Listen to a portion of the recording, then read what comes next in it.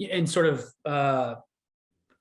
to that point, kind of talking about burnout, sort of a lot of, or some of these tools, at least, can actually exacerbate problems like alert fatigue, right? Sort of the more telemetry you can collect, the more ground you can cover, but a lot of times this can create sort of, especially with like SIM and systems like that, it can create so many sort of security alerts that it becomes harder for many organizations to kind of sift through them and, find the needle in the haystack, the real threat.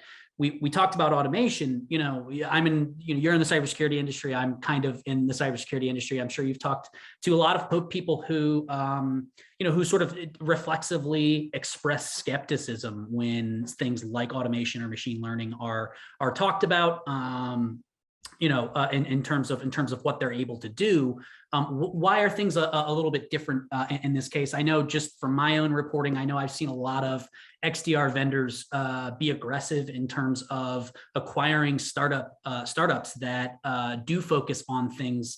They have a really, really good machine learning correlation engine, or a sort of something that it really excels at going and pulling telemetry from different kinds of assets, whether it's in the cloud, whether it's in the network, and things like that, and really buying those capabilities to incorporate, which I think on some level could help with some of these automation problems.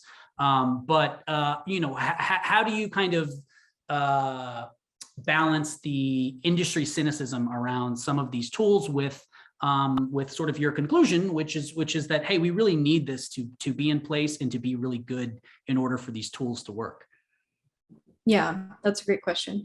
First off, you are definitely in the cybersecurity industry, just to be clear. Because I tried talking about XDR with one of my friends the other day. I was like, this really cool concept. And I started talking and they were like, I have no idea what any of those words mean. Let's just talk about something else. So the fact we can have this conversation means that you're in it. That was me not too long ago.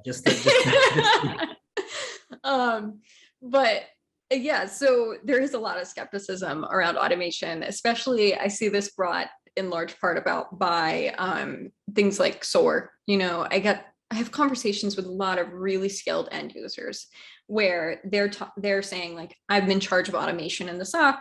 I have SOAR, it's all set up, but the problem is it does all these basic use cases for me, but I have these very specific environment use cases that I just can't automate, and I don't know what to do and what solutions exist that can help me automate for those specific instances. That's a problem that I run into a lot with people who are implementing and using automation in the SOC today.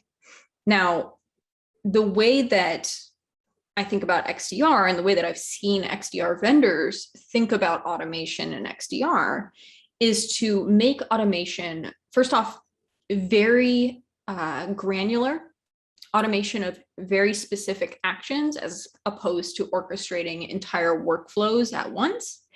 And then also, it's all about making recommendations as opposed to taking actions.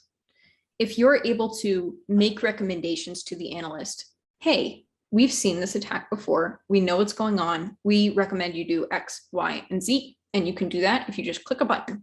That's the type of thing that makes this easier for the analyst, because you're able to take those granular single response actions and bring them all together in one place for the analyst, and then have them execute or add or remove as necessary.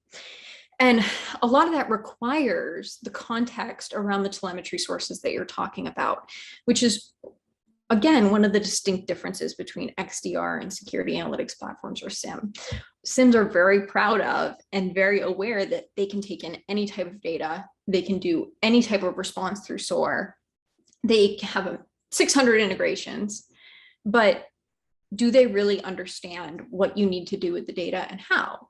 And that's what XDR is trying to look to do, is say, we understand what this data is that's coming in. We understand what you need to do with it, and we're allowing you to do that through automation and to understand better what to do next through automation.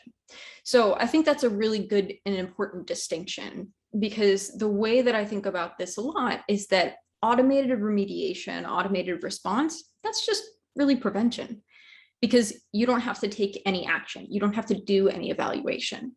But there are, and honestly, that should be done for some detections. For those detections where you know that this is an attack, the tool knows beyond 100% accuracy that this is an attack, this is something that they see all the time and needs to just be blocked, sure, just automate that and turn that into a different portion of prevention, have that feed prevention.